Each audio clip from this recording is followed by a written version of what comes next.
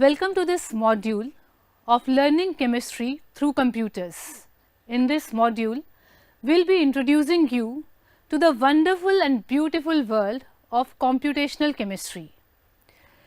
Well, if you think about it, there are three pillars of science: observation, experiment and theory.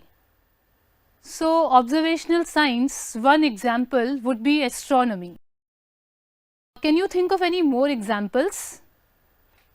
Well, paleontology, that is the study of fossil fuels, is also an observational science. Then we have experiment, the second pillar of science.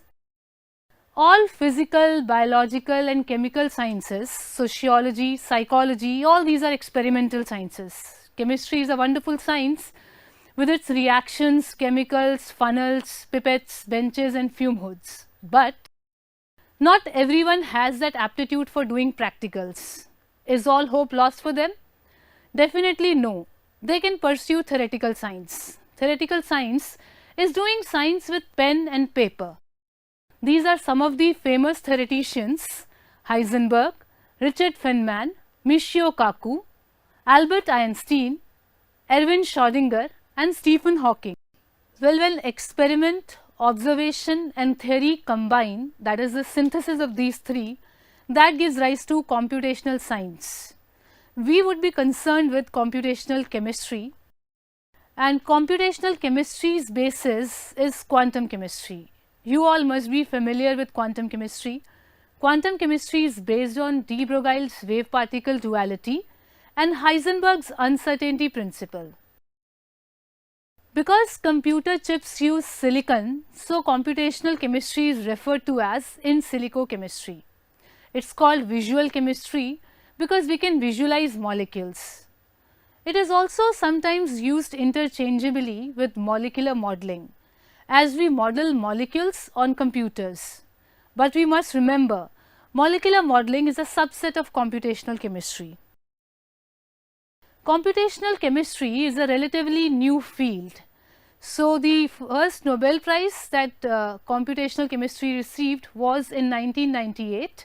Walter Kohn and John A. Pople got the Nobel Prize in computational chemistry for discovering DFT.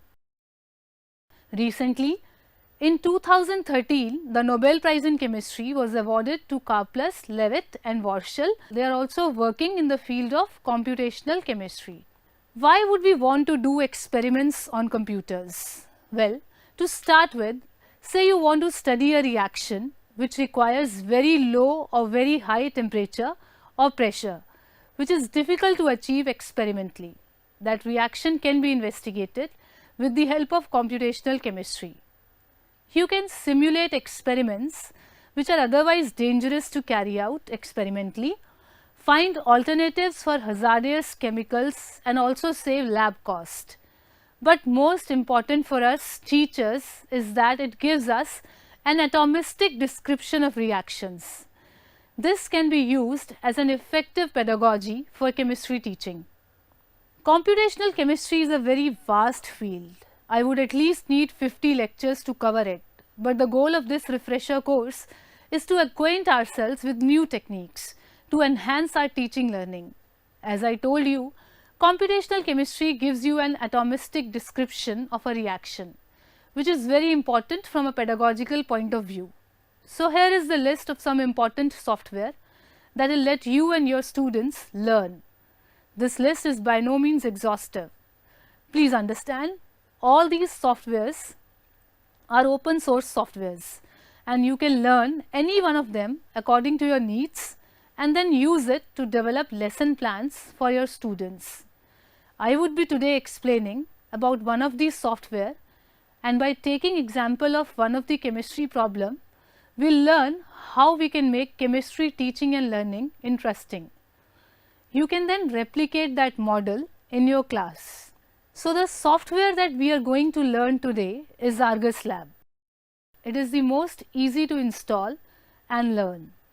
ArgusLab is a molecular modeling, graphics and drug design program for Windows operating system. It is freely licensed. One can use as many copies as one needs if one is teaching a class where the students might benefit from using ArgusLab.